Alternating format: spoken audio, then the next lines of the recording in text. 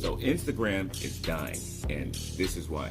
So basically, it's funny because I was making an analysis, and I was like, you know what? Instagram's doing what Facebook's doing. And then I'm like, oh yeah, Facebook bought Instagram. So it makes perfect sense. So what's happening is, you remember when Facebook had they still have the option. They have the option now, it's new, that basically, or back then it was new, but it's not new anymore, but they had it to where you can convert your current friends into fans. So all your friends became likes, right? So I remember when I had 5,000 friends on my friend list. And basically, I would post a status. That shit would help me. If I needed a job, if I needed a feature on some music, whatever, everybody would see it. And then I was like, you know what? My friend talked me into it. I had a feeling not to do it. Did it anyways. He said, convert your friends into likes. So it turns into a business page. So I converted it from a business page, a personal page, to a business page. So basically what happened was, all my friends turned into likes, and it looked cool, but you know what happened? I started posting stuff and nobody would see it. And then Facebook said, hey, if you want people to see more of your posts and more of your promotions, blah, blah, blah, you can pay for promotions and you can get more exposure. And so that sucks because I had free exposure before, and now you're making me pay for it. So what's happening is, you notice Instagram has a lot of likes. Not a lot of likes, excuse me. It's early. I just woke up. Excuse me. And they have a lot of companies that you can pay for likes for and pay for like reposts and comments and all that stuff. It's like $1 million industry. So Instagram says they want to cut out likes because of mental health.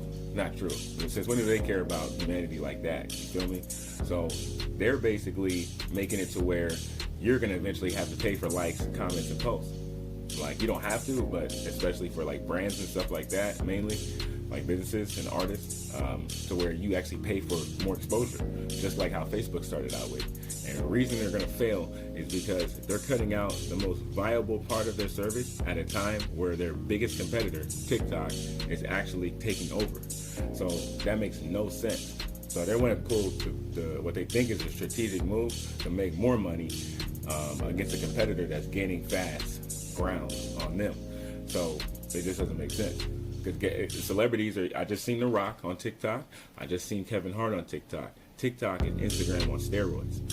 So it's only going to be a matter of time. I remember when TikTok had a bunch of fake profiles, just trying to get some exposure and some traffic in. Now they have a bunch of real profiles, real comments, and real likes. It's not fake anymore. You know, they probably have a portion of it as fake, but that shit is real for the most part.